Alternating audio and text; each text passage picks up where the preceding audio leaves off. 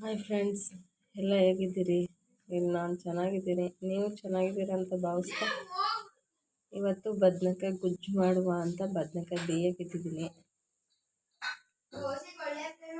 ಬದನೆಕಾಯಿನ ಈ ಥರ ಬೇಯಿಸ್ಕೊಂಡು ಇದ್ರ ಸಿಪ್ಪೆ ಎಡ್ಕೋಬೇಕು ಫ್ರೆಂಡ್ಸ್.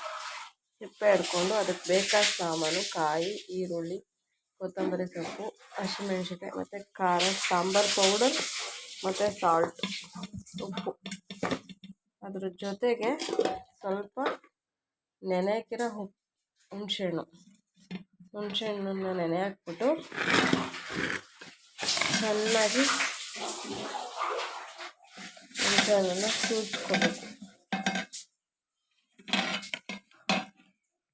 ನಾನು ಸಿಪ್ಪೆ ತೆಗೀದೇ ಹಾಕ್ತಾಯಿದ್ದೀನಿ, ಯಾಕೆಂದರೆ ನಾನು ಒಲೆ ಮೇಲೆ ಬೇಯಿಸ್ಕೊಂಡಿದ್ದೀನಿ.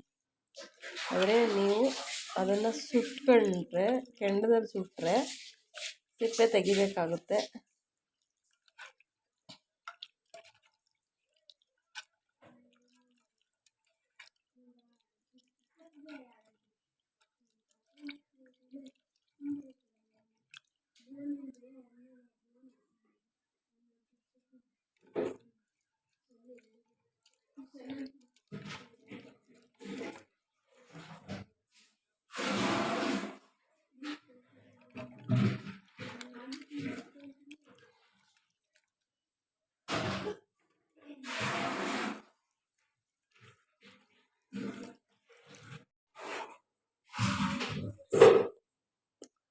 Sambar powder 1 spoon,